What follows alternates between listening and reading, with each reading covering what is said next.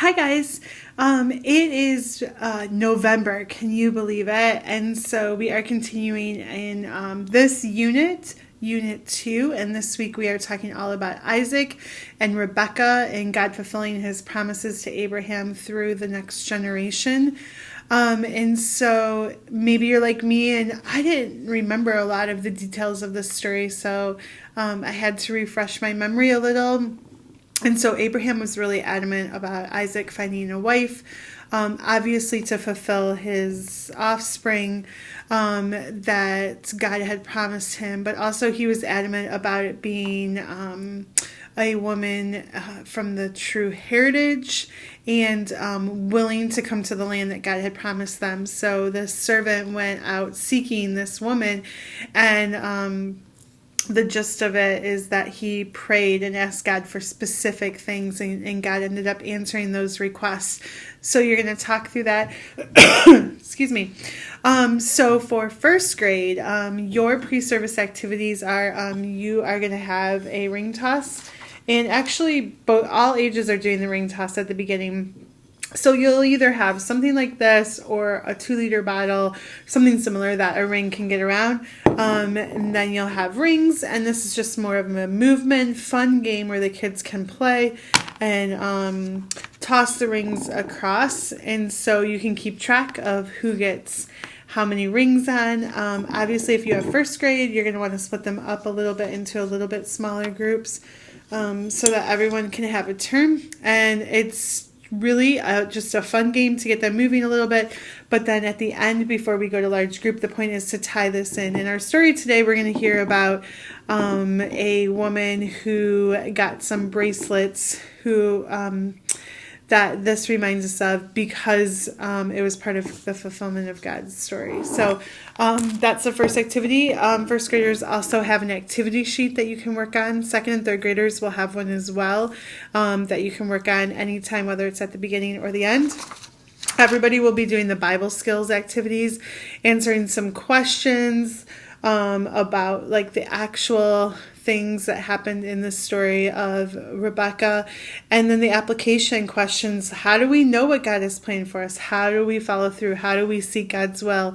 Those different things. So really engage with those questions and help the kids understand that we have to pray specifically for things. Sometimes it's okay to pray and ask God for things specifically. He may not answer them the way that we want, but that's okay. And sometimes we don't even know what to pray for, and that's okay also. The other first grade activity that you guys can work on is just taking a blank piece of paper, and we have some different magnets. And you can take paper clips and talk about how God controls our hearts. I'm sorry, that's not what I meant to say. God's power leads our heart. And you can put the paper clip on the paper underneath, and it moves it around like so. And God's power is like this magnet, and it moves our heart in different directions when we follow and seek what He has for us. And when we take our eyes off God, what you want to happen is when we take our eyes off God, the paper clip falls. And so you can use this, and so they can have some fun with different magnet activities. For our second and third grade activity, you are going to have key message. So the verse pages, and you're going to set these up in a 3x3 square, not necessarily in order. And the idea is basically for the kids to kind of play like each one of them to jump in order from each of these. So this is going to be laid out on the ground on a grid, and they'll jump in order from phrase to phrase so that they like begin to become more familiar with the verse. We worked on it last week with the craft sticks. Remember, the verse will be on the screen as much as possible in the theater. So you let each child have a turn jumping from phrase to phrase until you do it a few times, and then you can have them like do it in a relay style or whatever you want. I hope that's helpful for this week. Thank you guys for being faithful. I know, like, specifically even last Sunday at 11 was a little bit of a crazy day. The kids were really whipped up. They were being disrespectful. I just want you guys to know that, one, it's okay to be frustrated sometimes and to walk away going, what happened? That's normal. That's typical. Some days are just better than others. And if you ever have a problem with a child, please do not feel like you have to carry that alone. Please come talk to me. I do not have all the answers, but I will certainly help you, and we will together work on solving that problem.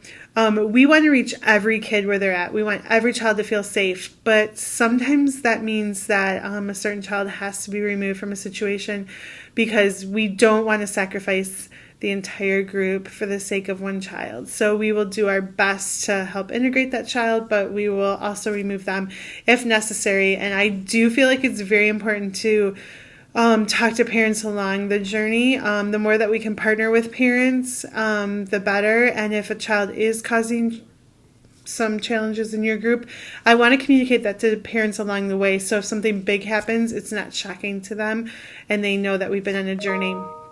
So I hope that helps. I'm praying for you this week. Please continue to pray for our team as well. The reality is that we need more people to be successful. And so I'm feeling the burden of that. I know some of you are also. So please continue to pray. Reach out to those that you are in relationships with, that to see if they would be willing to come. The more people that we can get to be on our team, the smaller groups will be, the easier it will be to engage kids in a way that we can really reach them and really control that those challenging behaviors. So please be in prayer and ask people. The worst they can say is no, right? All right. Thank you. Have a great day. And I'm praying for you guys.